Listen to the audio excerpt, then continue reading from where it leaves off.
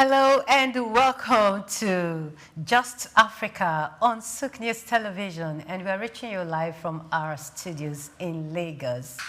I am Omevi Idolor, and today is such a beautiful day because the women all around the world, the UNICEF, World Health Organization, and every Ministry of Health is celebrating the World's Breastfeeding Week. And you know, I don't have to do this alone because, as the saying goes, if you want to go far, if you want to go fast, you go alone. But if you don't want to go, or if you want to go very far, you have to go with someone. And I have a male co-host in the studio this afternoon, and I don't know how he's feeling right now, so long as it's all about breastfeeding. But whether you like it or not, Olumide, you're going to talk about breastfeeding today. I know you don't breastfeed, but...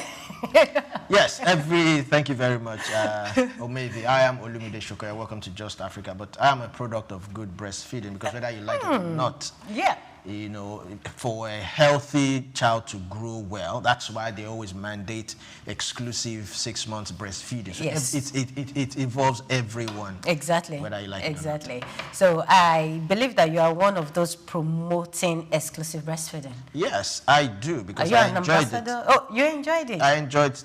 You know, back then, you know, now, you know, the culture seems to be woke, and we have so many alternatives to breastfeeding. We have so many, how will I put it, baby foods that people take now, and all that. And, you know, because some women are working class, they are this, they are that, they don't have time to go, you know, wait or take their child. And then again, we also have company policies. Some companies frown at you bringing your child to the office and breastfeeding during productive hours. Yes, World Breastfeeding Week is a time to celebrate one of nature's most powerful acts of love and survival, but also to confront the harsh realities many mothers face in providing in providing it. Just as Olumide said, he just pointed out some of the key factors that are hindering the achievement of such goals. So the World Health Organization recommends exclusive breastfeeding for the first 6 months of a child's life. Yet, across Africa, systemic gaps in healthcare, cultural myths, and economic barriers are leaving millions of mothers and babies behind. For the year, the official theme of the World Breastfeeding Week 2025, as designated by the World Health Organization in collaboration with UNICEF and the World Alliance for Breastfeeding Action, WABA, in breastfeeding is invest in breastfeeding, invest in the future.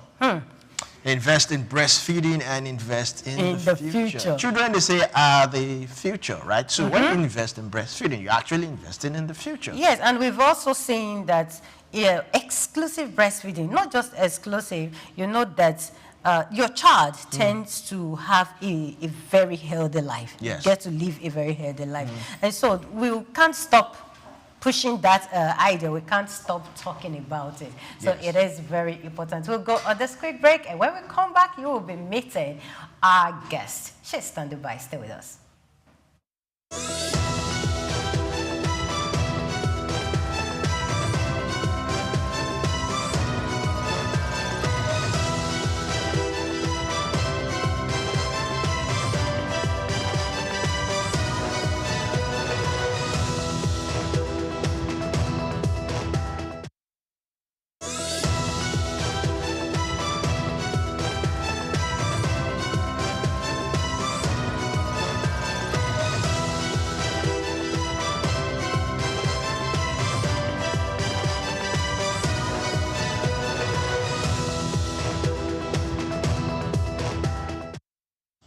Welcome back to Just Africa. So today we will be looking at breastfeeding and nutrition gaps in Africa. We have a very special guest. Her name is Susan Dare. She's a certified African dietary consultant, a wellness coach, and founder of Nourish 360 Africa. So glad to have you, Susan Dare, this afternoon, morning, whatever time you are. Good afternoon. Thank you for having me. It's good to be here. Thank you very much. Now, so take me as a novice. What is breastfeeding? What does it mean? What are the benefits? Okay. So breastfeeding is a very crucial part of the life of a child, baby taking breast milk from the mother. And it's a very crucial part because it contributes to the wellness, growth, and well-being of the child in the first six, especially in the first 6 months of the child's life. As much as they've been a rise in formula marketing, and but we cannot remove the fact that breastfeeding is one of the easiest way to protect the child's immunity because the mother's breast milk contains antibodies that get to help the child in the first 6 months of the child's life. We have less cases of diarrhea, constipation, food poisoning, respiratory problems. So many problems would be averted in the first early days of the child's life if we embrace breastfeeding.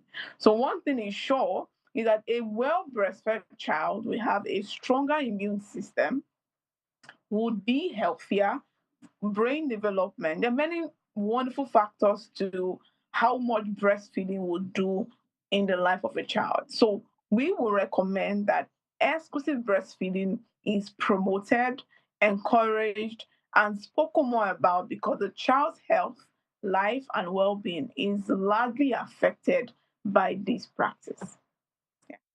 Now, despite the campaigns here and there, the every year World Breastfeeding Week, the enlightenment and all that, we still have a very low number of people who are into exclusive breastfeeding in Africa, in Nigeria. What could be responsible for this? All right. The first thing is, like I mentioned earlier, that we have more formula marketing. In the rise of different formula brands, promoting their products and all that, and there've been less information around breastfeeding. Secondly, less sensitization in for new moms. A lot of our antenatals don't have lots and lots of emphasis on breastfeeding. In fact, sometimes right in the antenatal class, they are promoting formula, that they should buy. So these things actually discourage moms from breastfeeding. And also we see that actually in our terrain, Nigeria, Africa, there's less how many companies or offices really pay moms on maternity leave. So a woman who has to go back to the office in the next 2 months may not really embrace exclusive breastfeeding because she has to go back to work. And these things can actually discourage any mom from exclusive breastfeeding. It takes a lot of courage to exclusive breastfeed your baby when you know your job is at stake. So these things actually discourage women and then the public too. Imagine you are in a place where a woman just brings out her breast to breastfeed a baby. There's a lot of to it. So our world has not really embraced public breastfeeding. So a woman is outside, she wants to breastfeed her child, even if she's not going to just bring out the breast, she has to cover it and all of that. We're not ready for women being or doing that. And that in itself can be very, very discouraging. And then age-long beliefs of our moms, oh, the breast milk is not enough, the baby needs water, the baby needs other things, when the baby is hungry. There's a lot of misconception around breastfeeding, even in our terrain today. And this in itself can be very, very discouraging. Yeah. Very much. Now, it was very difficult dragging my co-host, my colleague Olumide, into this show because he does not find it. I find it He interesting. does not find it easy talking about it. But he is someone who, like he said earlier on, he is someone who has benefited from exclusive breastfeeding or breastfeeding generally. Now, there are men out there, just like Olumide, who finds it difficult to get to help women go through the process of breastfeeding a child for a period of 6 months or more. What do you have to say to those husbands, to those men who are very not comfortable with exclusive breastfeeding? Okay, and this is where we need to have men come for antenatal? I think the first thing is men really don't come for antenatal visits where they get to hear information, get sensitized about the benefits of breastfeeding. Because truthfully, it is imperative that husbands realize that the health of their children or their child is at stake when that child doesn't breastfeed enough. And interestingly, breastfeeding it's a very cheap or the cheapest form of feeding in the first 6 months. So husbands need to realize that this is going to save you money for the next 6 months when that child is on exclusive breastfeeding.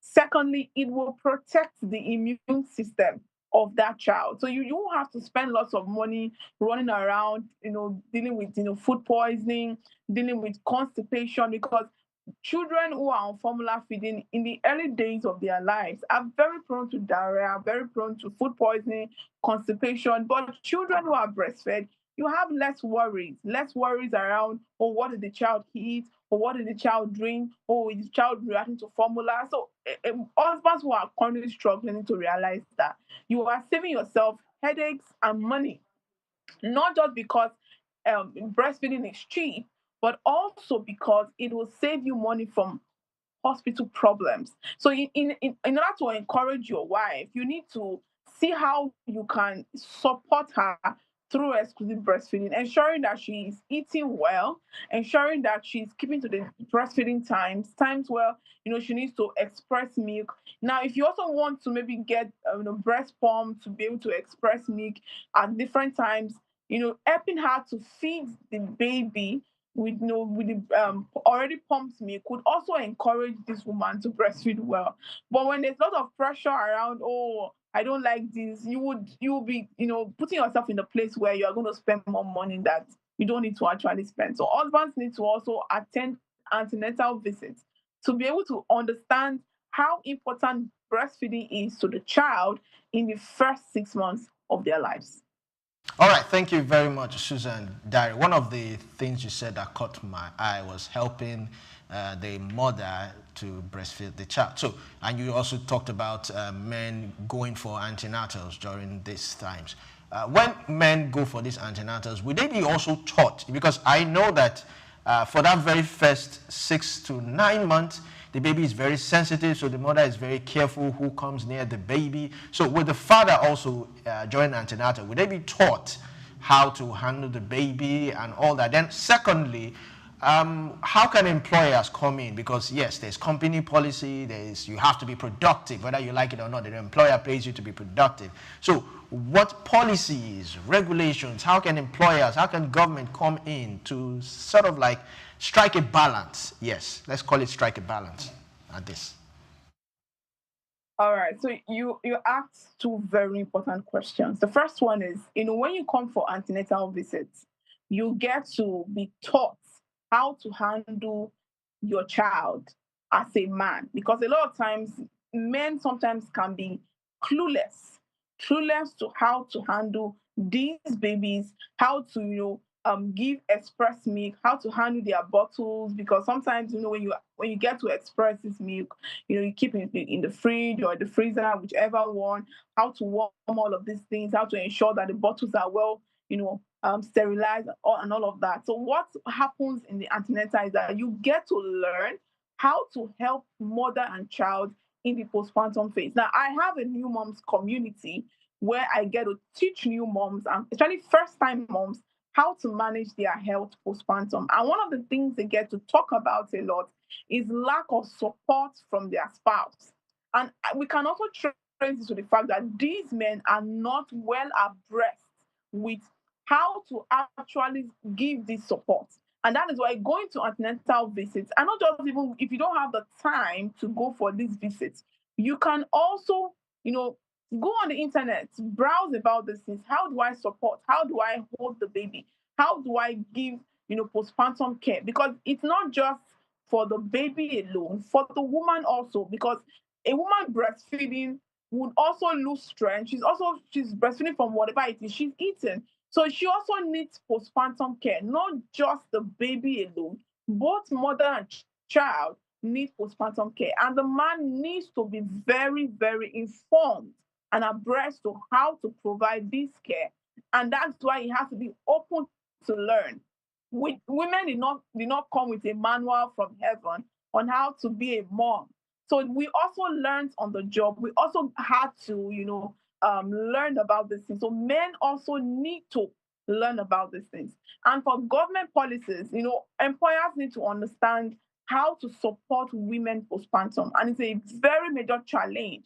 And why women don't encourage exclusive breastfeeding, because at the end of the day, who gets to do the job? So one of the ways we can also encourage this is also to ensure that there are paid maternity leaves, so that women are not just running back to the office because they don't want to lose their job. So when they are on maternity leaves, they should be paid for these things. And also, women also who are in employed labor should also be encouraged. That's why I talked about the place of I talked about using a breast pump. Also, that in itself, where you can express milk, so that when baby is not with you, someone else can feed the baby. And also, if this can be created too, it's going to also help. um, Companies can have a mini crèche for women who are in their nursing phase, like maternity women who just had babies. They can have a mini crèche where these women can actually run in, breastfeed their baby, and go back to work. It's difficult when a woman is working. For example, you're working in Lagos and your office at Aja, your baby is at Yanopaja. You cannot be shuffling all of that to breastfeed. It's not going to be possible. So if government and employers can work together to have mini crèches in their offices where children can be kept, or these babies can be kept, they can employ nannies too that can also help to feed these babies with already pumped breast milk when the mothers are working. The key thing is understanding that these women need support and not pressure. This in itself can encourage more women to embrace exclusive breastfeeding. Thank you very much, Susan.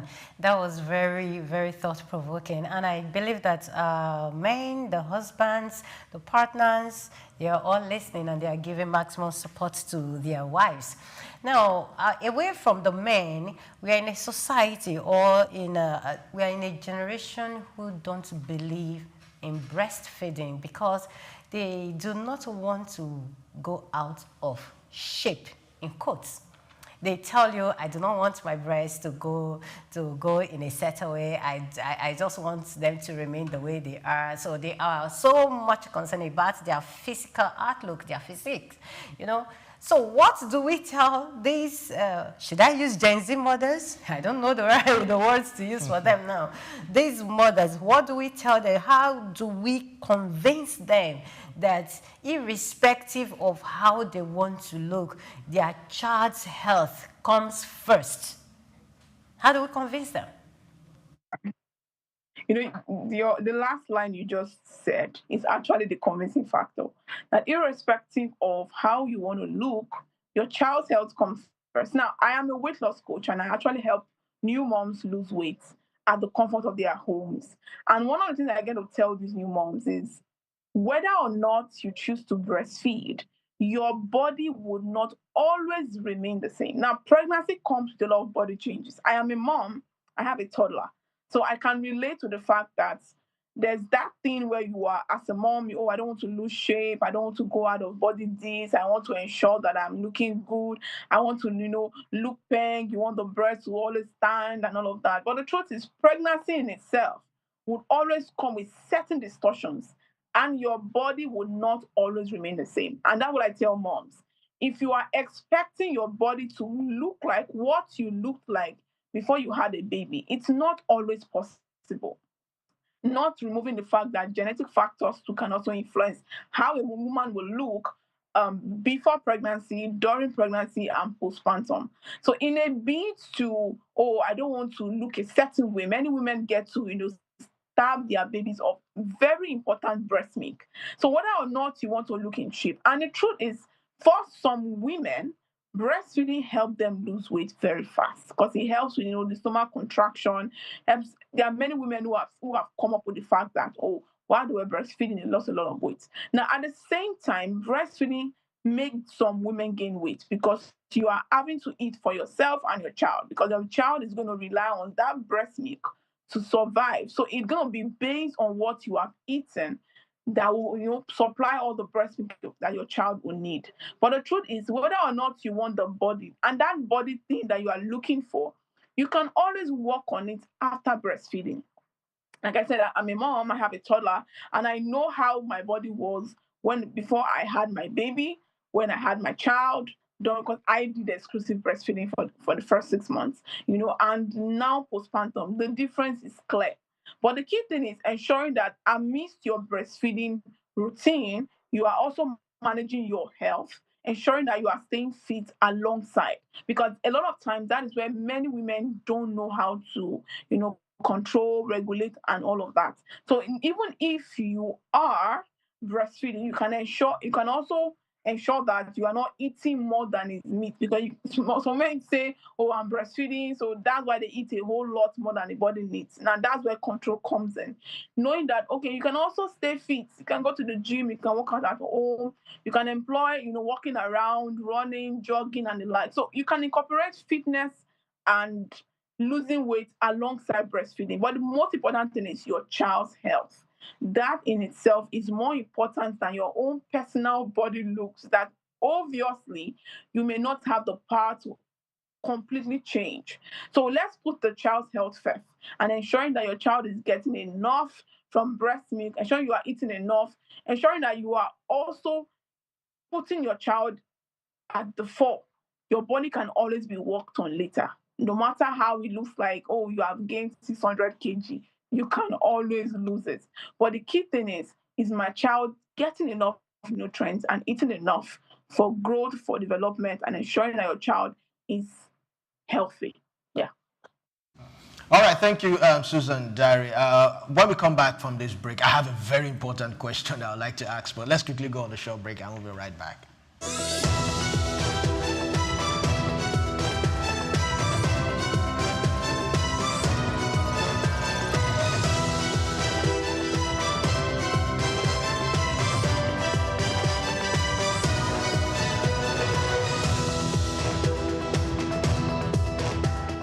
On the 19th of August 2025, Paris will come alive with the prestigious People's Choice Governors Awards taking place at the Gauche Hotel, Paris. The prestigious People's Choice Governors Awards is designed to celebrate governors who have contributed immensely to their states in different countries across the world. If you are a governor who's gone above and beyond to deliver transformative projects in your state and country, then this award is for you.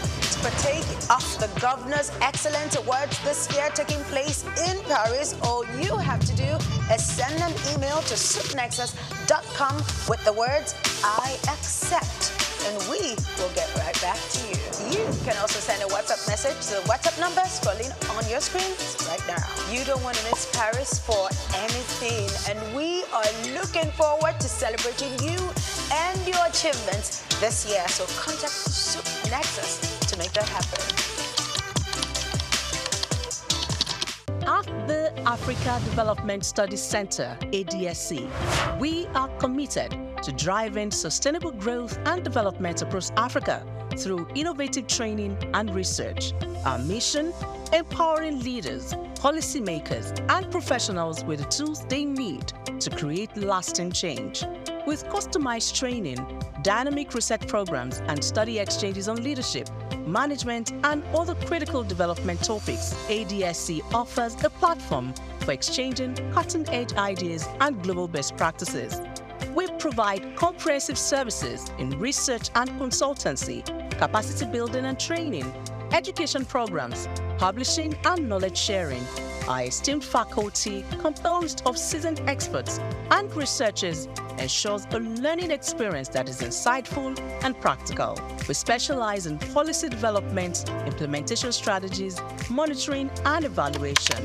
At ADSC, learning is engaging and enjoyable. Our unique methodology includes talks, interactive exercises, games, video screenings, and lively seminar discussions, all in a comfortable and friendly environment. Ready to make an impact? For more information, email us at info@adstudycenter.com or call +234 912 439 2362. Visit us today at www.adstudycenter.com to explore our programs and upcoming events. Africa Development Studies Center, rethinking development for Africa.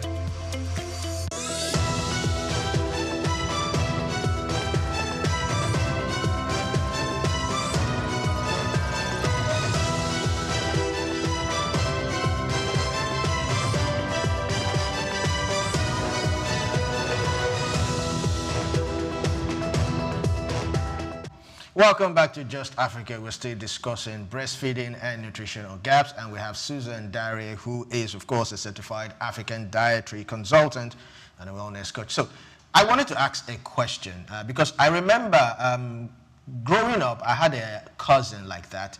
He was the eldest cousin. He had a girlfriend he was planning to marry, but his mom, my aunt, was very reluctant simply because she felt she did not have or she did not carry what could make her look like a lady. You understand what I'm talking about? And in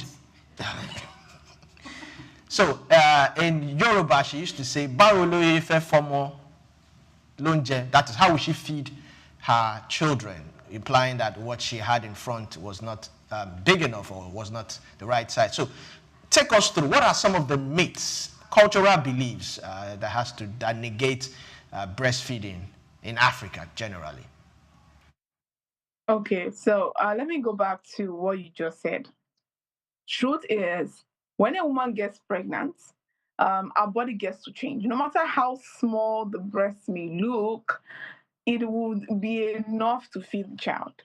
The key thing is, what are you eating while you're pregnant and while you're breastfeeding? That's why you see women who had very small breasts and then they get pregnant, it's all big.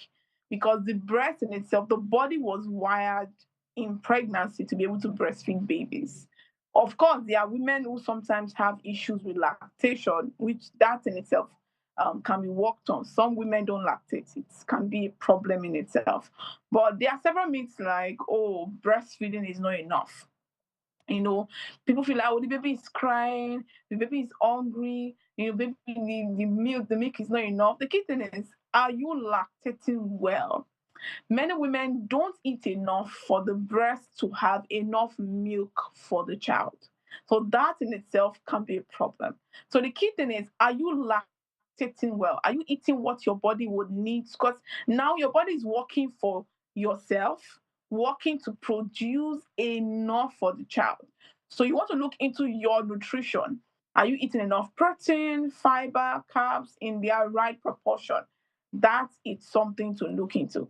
And then also, secondly, are you latching well? Now, some women don't latch, the baby doesn't latch well. You say, the baby is not taking enough breast milk. Are you sure that the baby head is well positioned and the mouth is grabbing the milk enough? So if you feel like, oh, it's the baby is not taking enough milk, these are three things you need to look at. Are you latching well? Are you lactating well? And also, are you eating enough for your baby? Then there are some other myths also includes the fact that some women feel like, oh, the colostrum, which is the first one the baby takes, is dirty, and I'm like, where is that coming from? The breast milk is enough, and they'll be like, oh, the baby needs water, baby is thirsty. The breast milk contains water and other stuff from the body that allows the baby get enough. The breast milk is enough. Even if people feel like, oh, it's not enough, the baby is thirsty, you don't need to give water. The first 6 months of life, that milk is enough for hydration and nutrient support. Then also, some women, especially the older ones, feels like, oh, maybe just put small pap in the baby's mouth. You can just put complementary feeding. Some people want to even put soup and food, adult food, for a baby that the digestive system is not even strong enough to handle our kind. There's a reason why we give, breast milk in the first 6 months. It's because the baby's digestive system and immune system is not strong enough at that time. So anything the baby gets to take can either impound or help the baby's health. So when you give a baby of like a week or a month, you're giving the baby pap or or custard, or you're giving the baby normal everyday meals, you are going to affect the child's digestive system because it cannot handle that amount of food. So all of these things too can also be a myth as far, oh, baby needs water. And then some women will be like, oh, add concussion, add herbal concussions to it. The baby needs to, take herbs. That in itself is not correct. Breast milk is enough for the child in the first 6 months. Thank you very much. Second question, it brings us to my second question. Now, in a case whereby the mother is incapacitated to breastfeed the child, let's say, for instance, she died during childbirth, she's not mentally stable, what then do you recommend?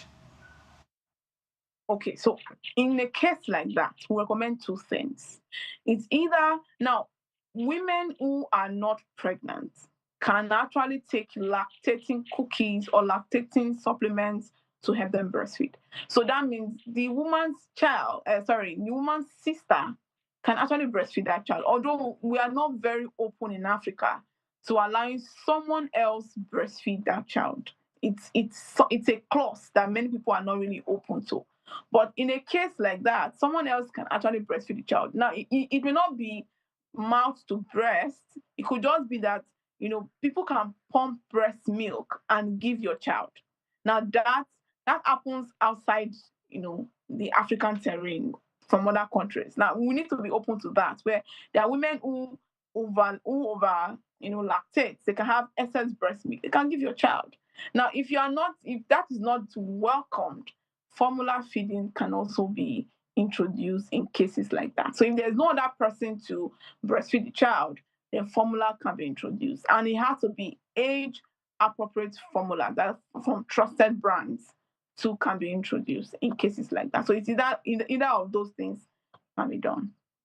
Okay, thank you, Susan. I want to ask a very important question. I don't know what the World Health Organization, Ministry of Health, UNICEF, and the likes are doing towards the grassroots, passing this information to the grassroots. You said something, parents, mothers giving adult food to their babies. And sometimes when you try to tell them, they tell you, if you go on now, let me and tell your mom that, Mommy, what you're doing now is not right. She will tell you, did I not give it to you? What happened to you? Did anything happen to you? Those kind of statements. So they believe that because they did it, they feel you can still do it now. So how do we pass this information to those in the villages, in the rural places? How do I tell them? A weekend or two ago, I was in my village and I saw something like this. I was just looking at the woman. To her, it is normal. There's nothing wrong in giving your 3-month-old baby a little eba with a wedu or something. They don't see anything wrong in it. But from what we're saying now, from this conversation we're having now, it's obvious that it is not right because the child system is not matured enough for that food, which can cause different kinds of illness and all the likes. So how do we get this information across to the rural places? Okay, and that's why the government need to empower primary health centers in these rural communities. They need to do their job, and the job will be done if they have lots and lots of fundings and incentives.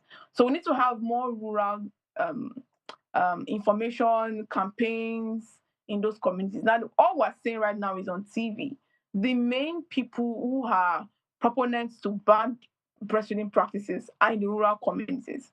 They don't have access to TVs, but they have access to their primary health centers. So if we have more of these health centers across the rural communities, so imagine in a community where you have over 3,000, 4,000, 5,000 people, and you only have one primary health center, that in itself is not enough to cater for the amount of persons in that place. But imagine you have more rural primary health centers.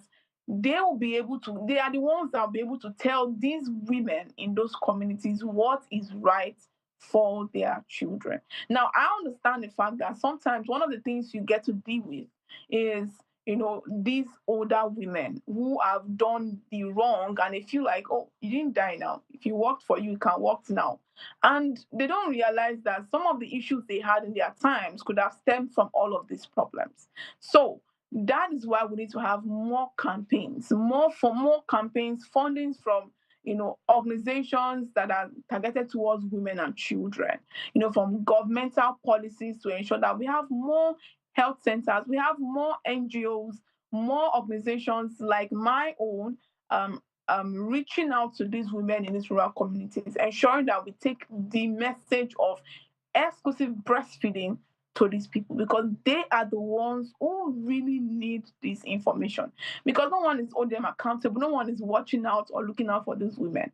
But when they have these health centers or they have more of these campaign programs held in these communities, they will be sensitized. So the real work is ensuring that they have access to this information at the grassroots level from these campaigns. So we need to take the campaigns we're doing in our cities to these villages.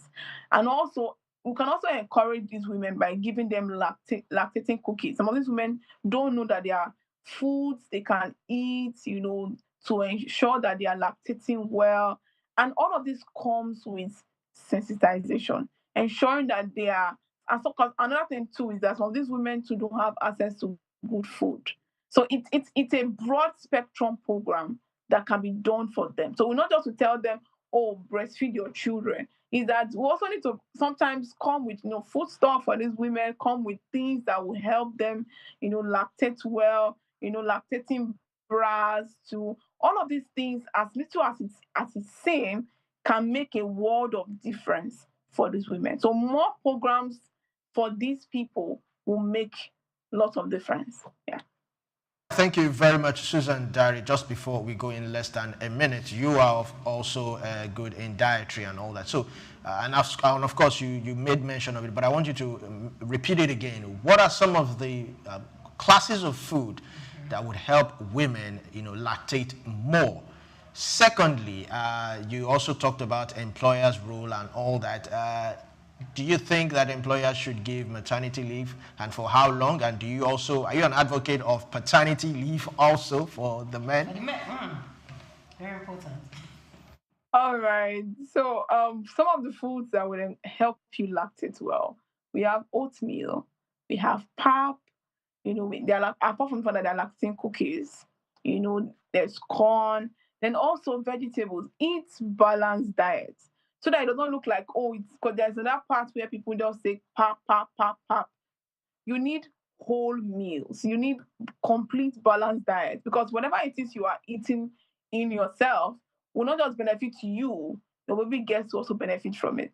So you need whole meals. You need the eggs, you need, the vegetables, you need your beans, you need your rice, your potatoes. These food in themselves will help you lactate. But if you are not eating enough, your breast cannot produce enough. Now, the funny part of it is that it is what you eat, the quality of food that you eat, that will affect the quality of the breast milk. So beyond just lactating, oh, the breast is producing milk, is that what is the quality of the milk produced? And that can be influenced by what you eat as a mom. So look at eating balanced meals. Ensure that you have your fiber, you have your proteins, you have your fish, your turkey, your eggs, your crayfish. You have all of these foods in their classes eaten appropriately. So a good meal is a good meal enough for your breast. Now, for government employers, okay, maternity leaves, at least, so I found out that in some countries, they give women 6 months maternity leave. They give women 1 year paid maternity leave. Some countries don't pay, some do pay.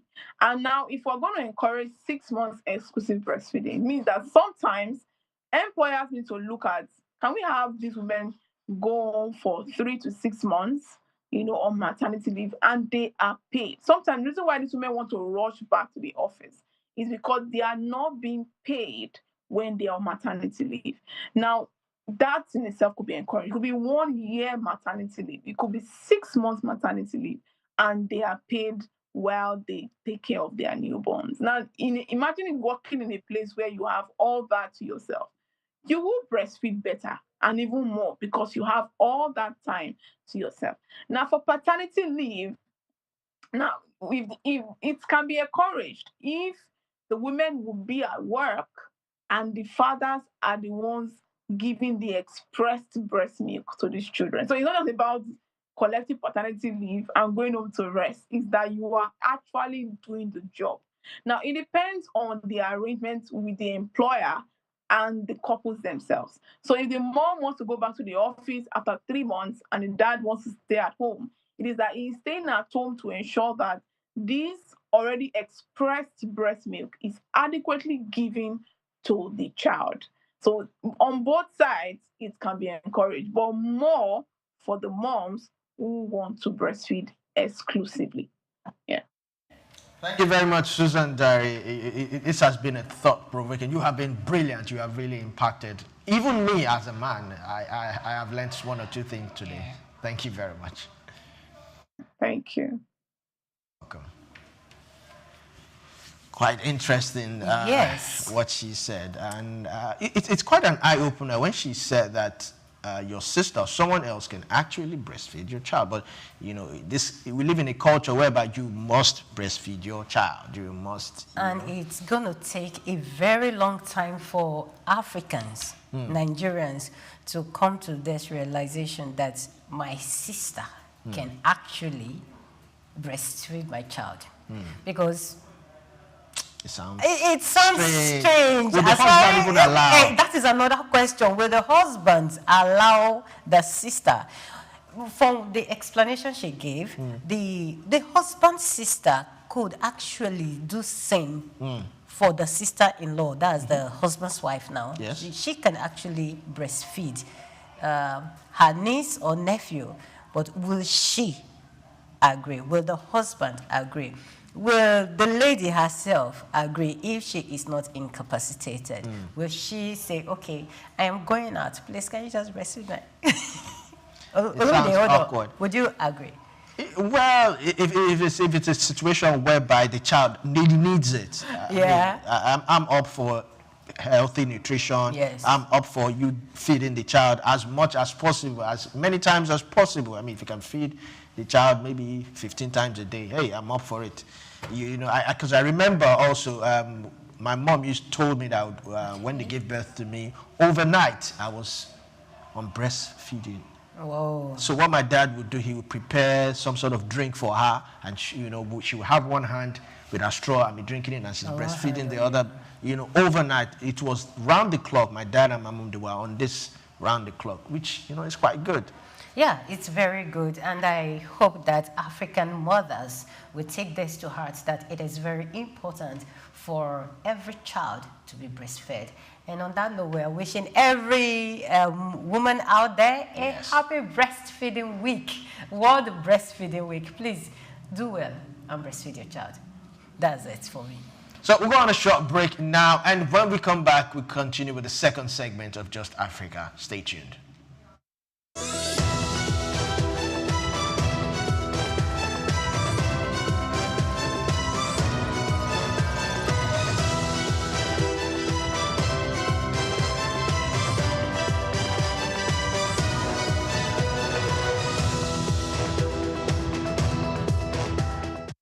Known as the father of African literature, Chinua Achebe was born on the 16th of November 1930 in Ogidi, now Anambra State, eastern Nigeria. He was born to Isaiah Okafor Achebe, a teacher and an evangelist, and Janet Anenichi Ilegunam, a vegetable farmer. Achebe has reshaped the global understanding of African identity through the power of storytelling. Raised during the twilight of colonial rule, Achebe's education was steeped in both Igbo tradition and the Western values of post-colonial Christianity. As a student at the University of Ibadan, he became fiercely critical of how Africa was portrayed in Western literature. Achebe believed that Western literature often painted Africa as a dark and primitive continent, but he sought to tell the African people's lens. In 1958, Achebe's groundbreaking novel Things Fall Apart shattered colonial narratives through the tragic story of Okonkwo, an Igbo warrior. Achebe illuminated the complexities of African culture and the devastating effects of European colonization. Things Fall Apart became more than just a novel. It became a symbol of African resistance against the oppressive narratives of colonialism. Achebe was not just a writer. He was a passionate advocate for African self-determination, and his political activism made him a critical voice in the post-colonial era. Even after a life marked by personal and political struggles, including a car accident that left him partially paralyzed, Achebe continued to inspire. He taught at Bard College and later Brown University, where his influence reached new generations of writers and thinkers. He was married to Christiana Chinwe Okoli, and they had 4 children. Sadly, he died in March 2013 at the age of 82. Chinua Achebe's legacy endures in his novels, his essays, and in the countless voices of African writers who follow in his footsteps. He gave us a voice, a story, and a vision of Africa that is ours to share.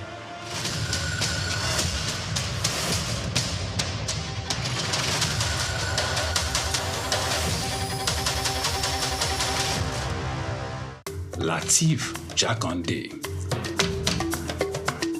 Born Lateef Kayode Jakande in the Ekpetedo area of Lagos Island, Lagos State on July 1929. He studied at the Lagos Public School at Enowa, Lagos Island, then at Bonham Memorial Methodist School, Port Harcourt, King's College, enrolled at Ilesha Grammar School, where he edited a literary paper called The Quarterly Mirror. Jakande began a career in journalism in 1949 with a daily service and joined the Nigerian Tribune in 1953.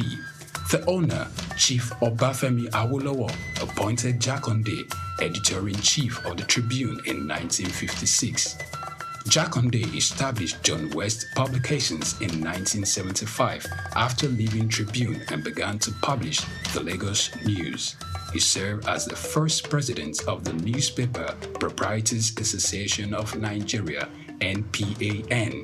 Jakande ran for election as Executive Governor of Lagos State in 1979 on the Unity Party of Nigeria platform. His administration was effective and open and implemented the cardinal policies of his party. He introduced housing and educational programs targeting the poor, building new neighborhood primary and secondary schools, and providing free primary and secondary education. He gave poor people's children education, and many of them are now very prominent in the society today. Jakande established the Lagos State University and constructed over 30,000 housing units. After the military takeover in 1983, Jakande was charged, prosecuted, and convicted of treason and later pardoned. He served as Minister of Works under the Sani Abacha military regime. He died in Lagos on February 11, 2021. Lateef Jakande was the first civilian governor of Lagos State. Lateef Kayode Jakande, Souq Enlightenment. My name is Shino Gbadegeshin. I'm the CEO of Gozi Micro Insurance. Continue to watch Souq News. Adenike Adeyemi, Executive Director of Faith Foundation. Keep watching Souq News. My name is Shepherd Michael Adewale Onofuye.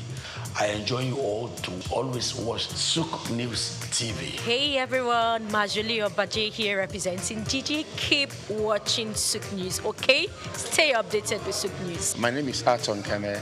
I am the head of MSME Banking.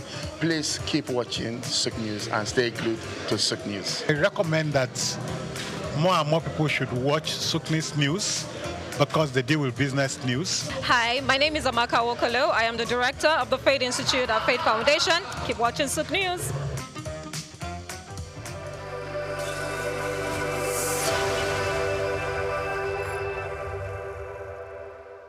Anthony Onyemaechi Elumelu was born on the 22nd of March 1963 in Jos, North Central Nigeria, to Susanna Dominic Elumelu, originally from Delta State.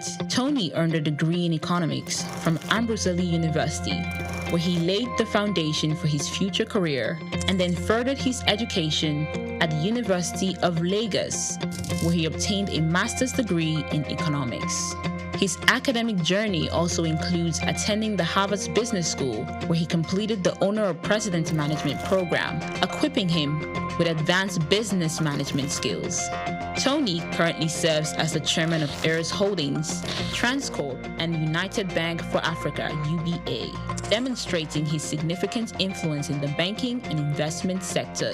He founded the Tony Elumelu Foundation, which aims to empower African entrepreneurs through comprehensive training, mentorships, and funding opportunities.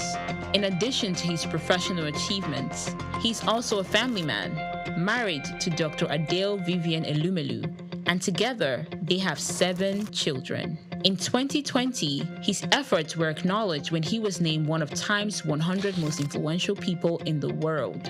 Anthony Elumelu's net worth is estimated to be around $700 million, a testament to his successful ventures and strategic investments. Elumelu continues to be a driving force in the business world, advocating for sustainable economic growth and empowering the next generation of African entrepreneurs.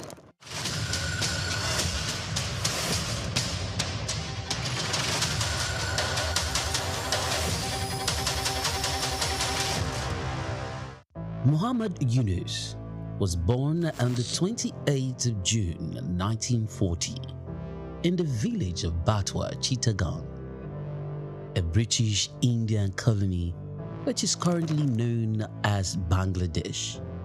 He attended Lama Bazar Primary and Secondary School in his village and passed the matriculation examination into Chittagong Collegiate School, where he ranked 16th out of 39,000 students. After his graduation in 1961, Yunus joined the Bureau of Economics as a research assistant and was later appointed lecturer of economics at the Chittagong College. During that time, he also set up a profitable packaging factory on the side.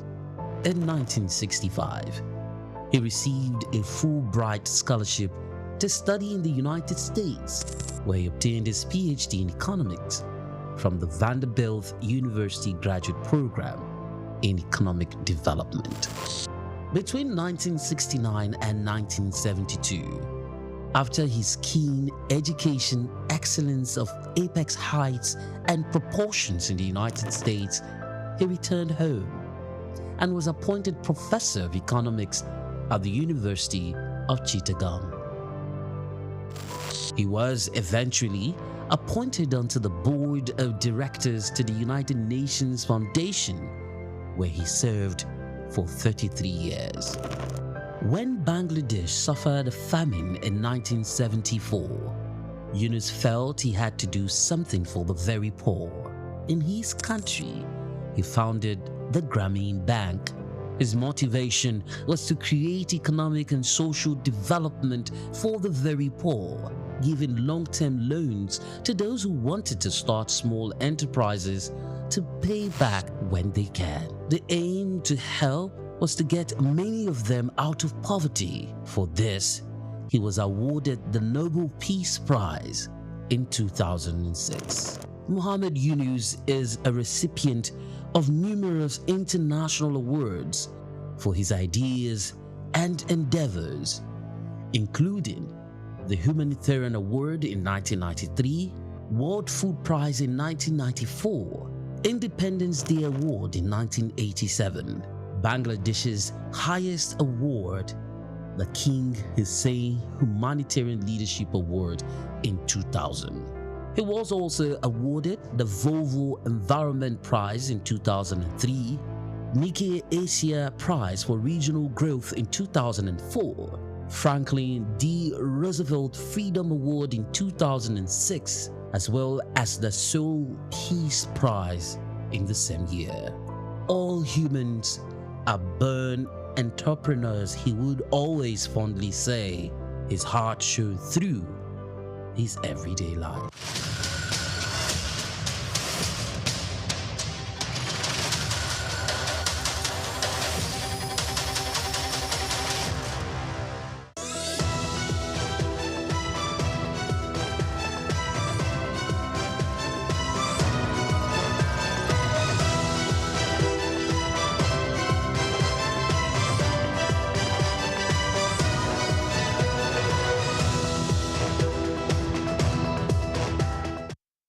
Welcome back to Just Africa, the platform where we engage the pulse of a continent rising through ideas, enterprise, and resilience. Now, on this segment, we dive into another powerful and timely conversation, rethinking risk, unlocking growth in Africa's innovation sectors. Now, across Africa, brilliant minds are building bold solutions, from fintech apps transforming payment to agri-tech innovations, feeding our cities, to clean energy startups, lightening rural communities. But while the ideas are flowing, the capital and the trust needed to scale them off often are not.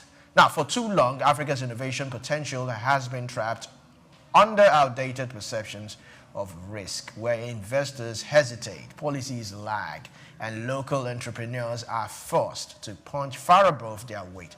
But what if risk is not the problem, just misunderstood?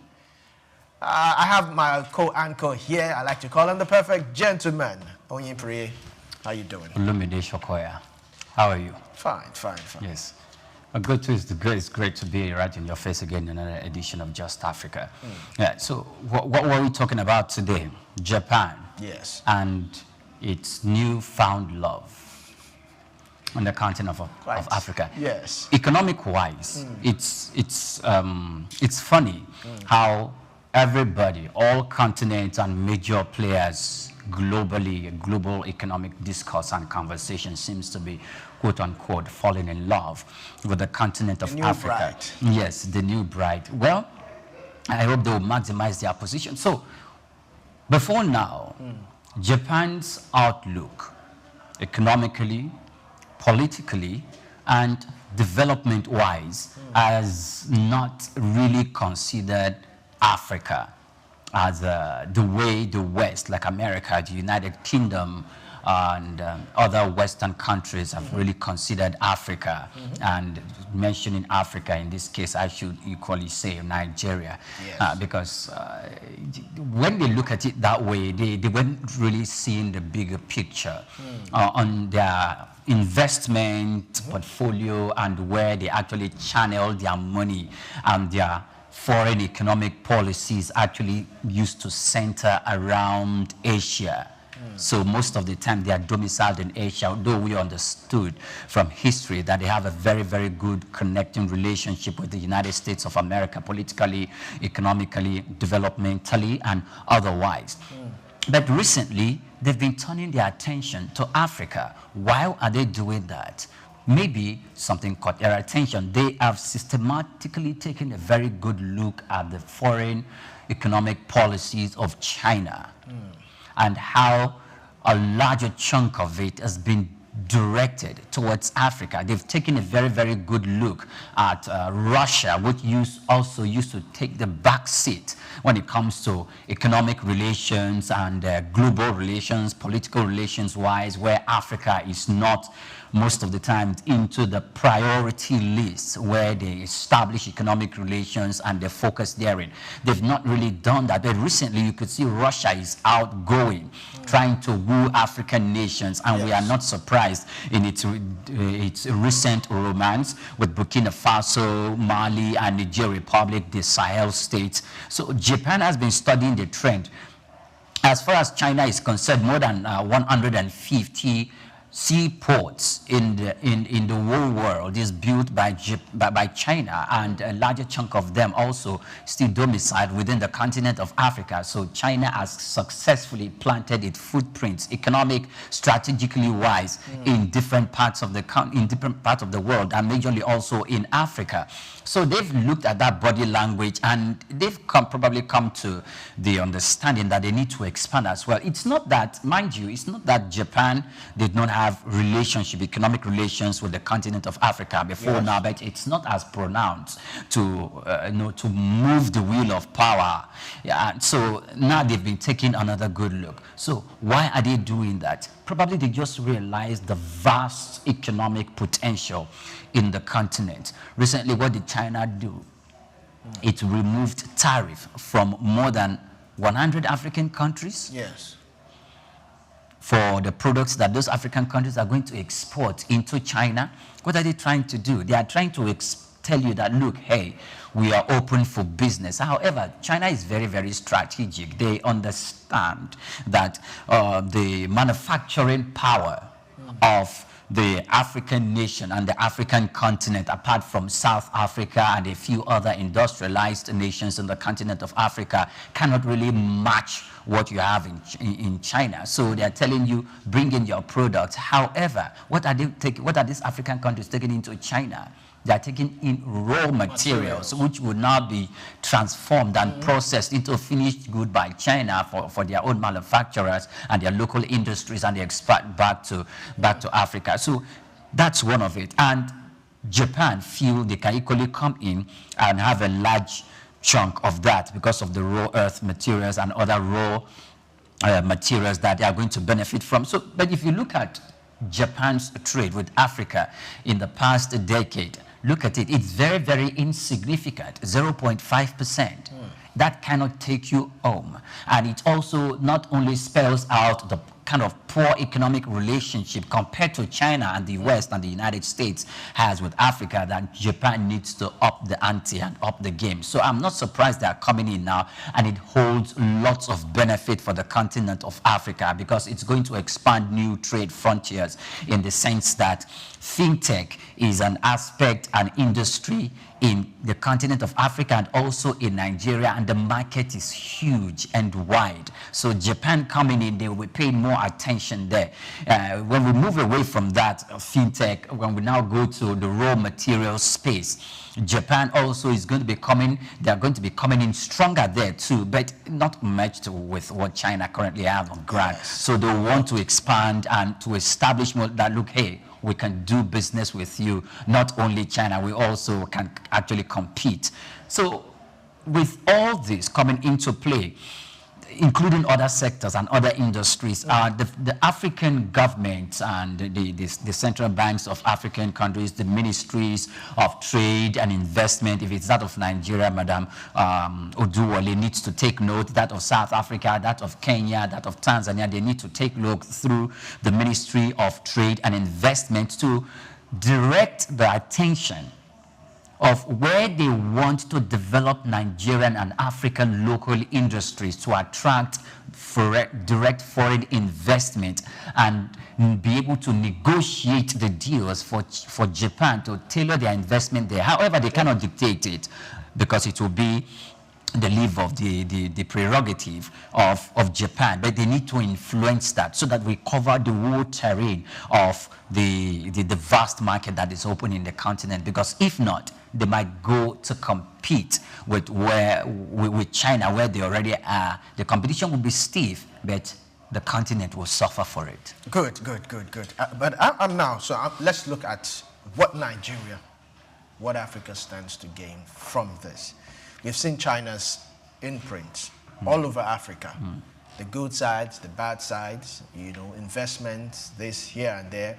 When you look at other sides, they flooded the whole market with China stuffs. And I mean, we can't even tell the difference what is made in Nigeria and what is made in China. Even though this is gotten from Nigeria, we can't even tell anymore. So I'm looking at the benefits Africa stands to gain with Japan's new entry.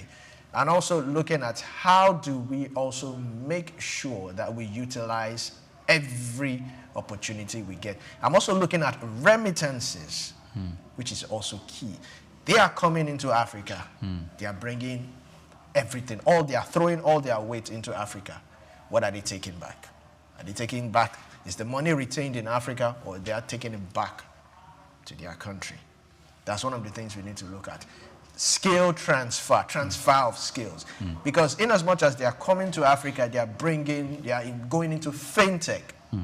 Are they also developing our own facility, technology here? Or is it that they are coming and set up whatever they need to set up, hire some few people who they feel they can, meet up and all that? Would there be skill transfer? Would they train our own people down here? Would they train Africans so that, yes, that knowledge continues? Those are some of the things we also need to, because yes, Africa is the new bride. We have China and Japan is coming in, so Japan would also want to outdo China to make the bride feel, oh, China is doing less, Japan seems to be doing more. Those are things I would like us to. It's going to be a very, very good win-win situation for both countries, because for both the continent of Africa and for Japan, and it depends on how much resources Japan is willing to pour into the African economy.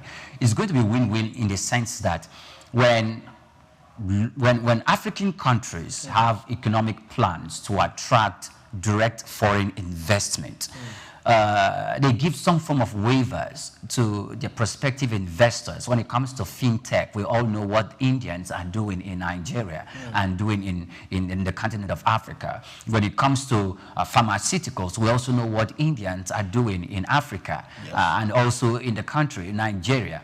When we talk about China, when we talk about China, we can almost refer to infrastructural development and how some of our infrastructures with regards to including road, building of electric vehicle plant, which is a commitment that they seem to have made towards in this current administration, and the tendency that how these are frontiers we're going to gain. Economic diversification is also an aspect that the African continent are going to gain from, because that's the reason why I mentioned where China is playing and how it will be good for when Japan actually finally comes into the continent of Africa. They won't go to the aspect where China is playing, except they are able to offer a less competitive price, or a price that is less than what China is offering, and of the same standard or of a better standard of the quality of product that China is offering Nigeria. So if we leave both to be competitive in the continent, great. Africa has enormous energy challenge. And we cannot continue to depend or to put our hopes on renewable energy, for we have oil, the black gold, beneath our feet.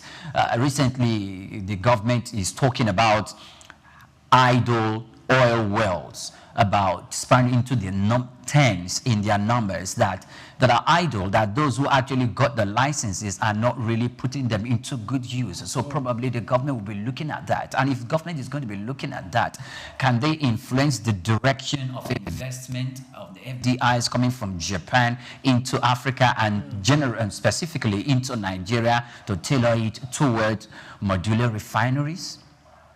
Or bring them into bring some of the investors that are coming from Japan into a consortium to manage some of these oil wells in collaboration with local investors. These are some others we have to look at. And for our power, I talked about energy volatility, unstable electricity in the continent of Africa, which is very, very strategic to industrial development in the continent of Africa. Is the development or is the investment or economic investment and outlook of Japan, does it have any such element coming to the energy industry?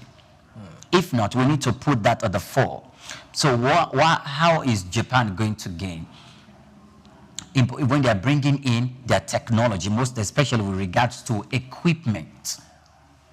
Then import waivers might be extended to them by the continent of Africa and specific countries.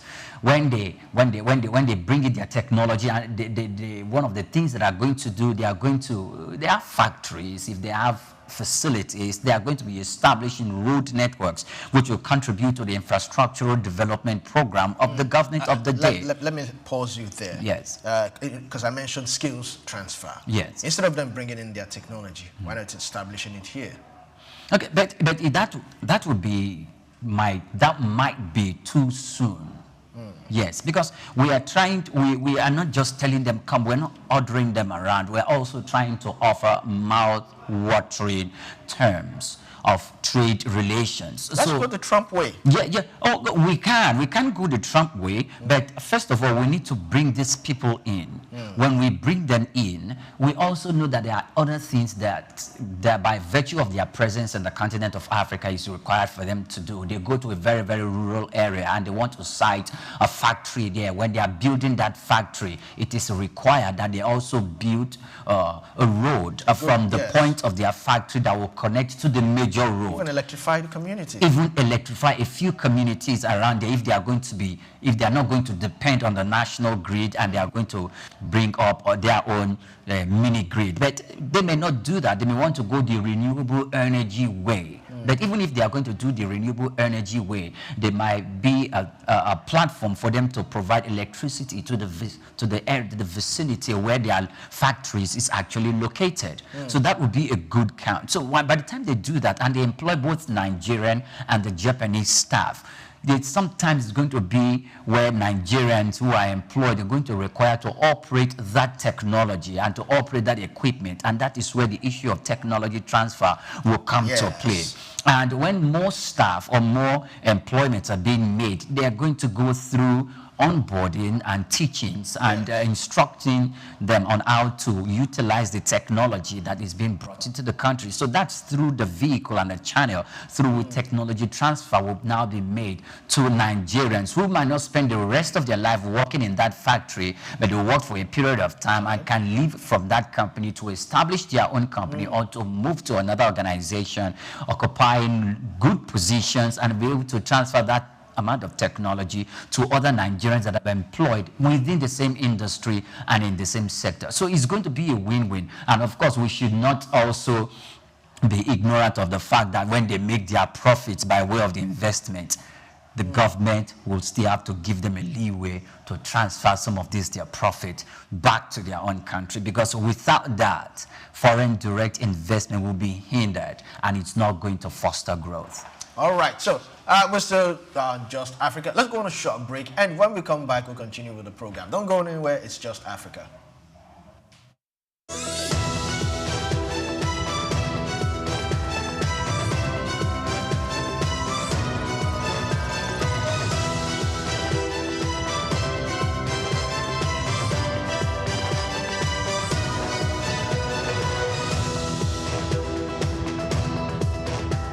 Tafawa Balewa Square, TBS. Tafawa Balewa Square was initially used as a horsing ground called Lagos Race Course. The edifice was constructed by General Yakubu Gowon in 1972 and named after Nigeria's first Prime Minister, Sir Tafawa Balewa. Tafawa Balewa Square is located at 45/57 Masi Bangboche Street on Lagos Island, Lagos, and referred to as TBS. TBS is a 50,000-seater capacity venue and houses the Remembrance Arcade, the 26-story Independence House, which at a time was the country's tallest building. When Lagos served as the country's seat of government, the National Assembly Complex was within the TBS. Also in the square are the National Broadcasting Commission Office, the Nigerian Hydrological Services Agency Office, shopping centers, travel agencies, restaurants, car parking lots, and a bus terminal. Tafawa Balewa Square is adorned with beautiful statues of white horses and red eagles, symbols of strength and dignity. Our historic neighbors include the King's College and the Holy Cross Cathedral. Tafawa Balewa Square hosted some of the country's memorable events, such as the Independence Day in 1960, when Nigeria gained independence from Britain, the Armed Forces Remembrance Day, which is celebrated annually on January 15. The edifice is a national cultural asset. Tafawa Balewa Square, Souq Enlightenment. Broad Street. Broad Street, situated in Lagos Island, is steeped in Nigerian history. Once the biggest financial hub of the country, it housed the headquarters of major banks, linked the CBN, the stock exchange, and the loads of lender companies. Broad Street is a historically significant street. It has played a central role in the development of Lagos and history, an important commercial and administrative center for the British colonial authorities. It was also a home to some of the city's earliest modern buildings. Broad Street was a residential area in the pre-colonial era. With the British came the Methodist Boys High School in 1878 and the Broad Street Prison in 1882, renamed Freedom Park. The General Hospital, which was a British military hospital, was built in 1893, being the first general hospital in Nigeria. The old British Secretariat building, which is now the Federal Ministry of Justice, was built in 1906. Broad Street has seen a full turn into modern commercial office blocks, complexes, skyscrapers, and markets from the outer marina through Akpombo, early into the Adeniji-Adele Road. Broad Street is one of the busiest streets in Nigeria on weekdays, where commercial activities take place day and night. From modern buildings to ancient structures, this street gives one a raw dose of life in Lagos. Broad Street is often referred to as Lagos Financial District. It boasts a mix of architectural styles, reflecting its long history, colonial-era buildings, Victorian and Edwardian architectural features, alongside more modern skyscrapers and structures. Broad Street remains a vital, vibrant part of the Nigerian economy. Broad Street, Souq Enlightenment.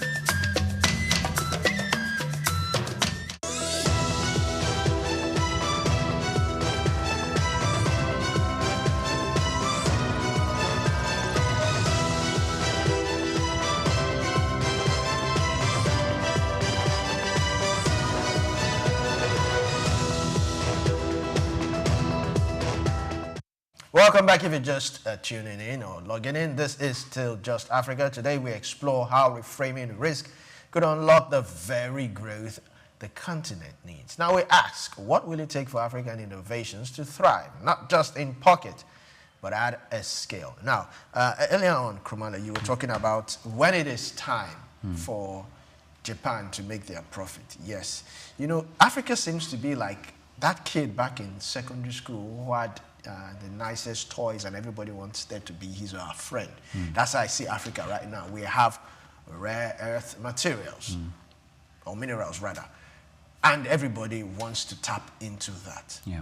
So how do we make sure that these resources are not depleted in the name of aid, technology, funding, or what, collaborations and all that? How do we ensure that we still retain this rare earth materials? Okay, first of all, there are policy frameworks. The current administration, you remember vividly, has imposed a 30% value addition and value processing before export of any raw material. Excuse me. So that is a good development. So that in itself, I know some other technical terms and some other technical know-how needs to come bear on the table so that the 30% can be ascertained with regards to the peculiarity of some of these raw materials for them to have 30% addition of processing. Now, if I may pause you there, sorry for that. This 30% processing, I read about it. Some experts said that might not work. You know, I'm always advocating 100%. So they are saying that, for instance, the country you're exporting into, they want that raw material in its rawest form. Let's take, for instance, cocoa. and you process it to about 30%. Maybe they are not planning to use it to make chocolate. Maybe they're planning to use it for another thing, and you have already processed it to 30% for something. They want the raw. Some countries prefer it in raw form because they already have factories. They already have equipment that will take it from that raw form into finished product, whatever product they want for it. So that was why I was always thinking that it's either we do raw materials or 100% processed. Okay, so these investors or these potential investors who are advocating for complete pure raw materials in their raw virgin form to be exported out of the countries, I hope these are investment proposals they are making.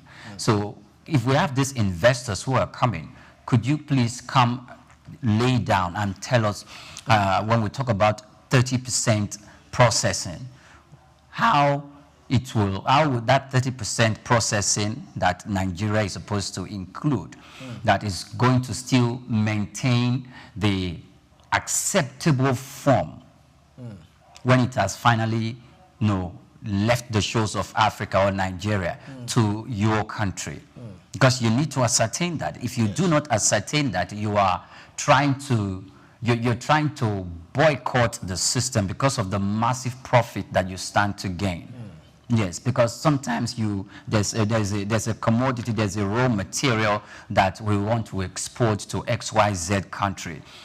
And if we export it in this raw form, it can give you X outcome, and it's going to give you other supplementary outcomes, like 4 or 5 of those supplementary outcomes. And you do not want even if you want your trading partner to know, you have already bypassed it, so you're getting the raw materials cheap. Like crude oil, for instance. You can get fuel, you can get gas, you can get so many other things. Yes, I know you can get polypropylene, yes, and you can get fertilizers and all of that. So in our export, if you don't want us to have the 30%, okay, so can we'll need to make calculations that when we are exporting this to you, we know that you are going to get about 7 outcome of production materials or finished product from this, and we're exporting it at the value of the 7 materials that you are going to get from it. So if we are going to export it at the percentage of 3 or 4 materials of those 7 goods or 7 final products you are going to get, and we are going to impose tariff for the next 4 of it, and we export to your country for processing. Yes, it's going to increase price, because by the time you export it to their country and they are done processing it and into a finished good and they want to export back to your own country, the price is going to go up. But the thing is, do we have local substitute for this finished product that may be gotten from that raw materials that we're exporting out of the country?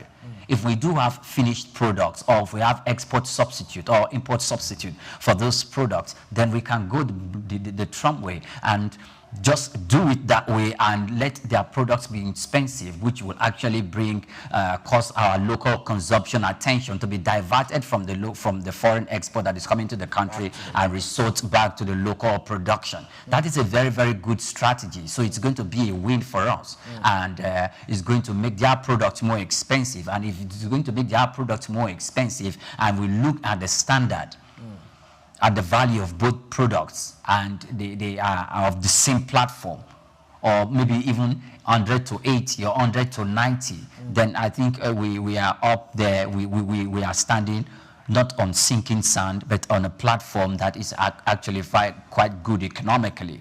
So we have to look at it. Van, experts may give you that diagnosis, because actually they are part of those working hand in glove with those who are taking out these raw materials. Probably these experts are even the ones that need to ship and sell these raw materials in the pure raw form to our global economic partners, who might buy it, then take it over to their country, bring it, process it into it, and bring it back to the country. So it has to be a win-win. If it does not have to be a win-win, one is going to lose than the other. Most times it's not a win-win. Most times it is 60-40. Sometimes 50, sometimes 70, or 30, or 65-35. But if we're exporting the raw materials, we need to find a way to learn, to send people, businessmen, or persons who will go over there, look at their own production capacity, the factories and manufacturing that they've set in place that has actually been the food of the raw materials that is coming from the continent of Africa, and we come back to replicate same here. But this process doesn't take a week, it's not a month, it's not a matter of 6 weeks, it's quite a long-term planning, and we need to engage long-term economic planning so that now that Africa is being caught at left, right, and center, if we had started this sort of economic planning about 25 years ago, we would have gotten somewhere laudable. Quite interesting. Looking at, coming back now to Japan, apart from tech, apart from power, which other sectors do you think they should also look at, we can also look at in collaborating in terms of maybe agriculture, education? These are some of the areas that, you know, we also need to scale up. Yes. No, so if we look at education, Japan is going to sell us infotech. They're going to send us products. They're going to sell us products. And like the cobalt and all those iron ore and other raw materials that we have domiciled in the continent of Africa. Recently, the 5 presidents within the continent of Africa that went to meet the President of the United States of America, the relationship that was being struck there by Donald Trump is quite strategic, because the target of those 5 African countries are domiciled in their soil, which would be quite of a good benefit to the United States of America, because they've been receiving some form of resistance from China. Great. So now, also, if you look at it very, very closer, the recent relationship, the recent conflict that has been settled by the United States of America between Rwanda and the DRC Congo. Yes. It's also quite strategic, because the United States didn't just come in to settle the conflict or the rift between both countries. It's actually going to tap into the mineral resources in the Kivu River, which has been a source of conflict, also part of a source of conflict between both parties. Yes, and the United States will be coming in there because it's going to be moving away with some form of chunk of the raw materials domiciled in that river. So they weren't just making peace, they were also making peace for themselves, because if there's peace in that region, they can move in easily and move out easily. And now that they are going to, they were actually the main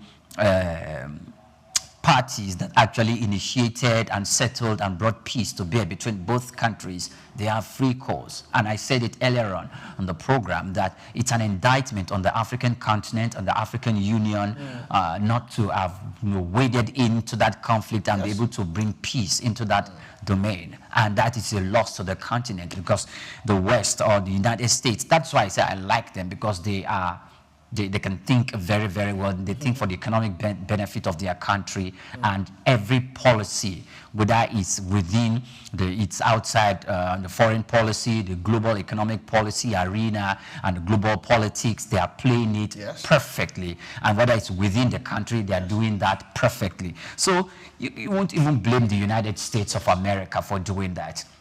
You won't blame the United States of America for doing that. So the Africans need to sit up tight. All right, it has been a very impactful segment here on Just Africa. We have really had so much fun here on Just Africa. And if you're just tuning in, don't forget you can also join the conversation on our social media platforms at Souq News Television. Yes, you can follow us, like, comment. Yes, and that wraps up today's edition of Just Africa. We have had bold ideas and fresh perspectives on why rethinking risk is key to unlocking Africa's innovation potential. This continent isn't just lacking talent or vision, just the right support and mindset. Now, let's stop seeing risk as a red flag and start seeing it as a call to act, because when we invest wisely and believe boldly, Africa doesn't just catch up, it leads. Thanks for joining us. Thank you to our guest also for joining us on Just Africa today. Until next time, this is Just Africa, amplifying voices, shaping our continent and future. Stay curious, stay hopeful. I am Olumide Shokoya. And I'm Oyipriye Krumale. It's nice to be with you today. Have a splendid day ahead.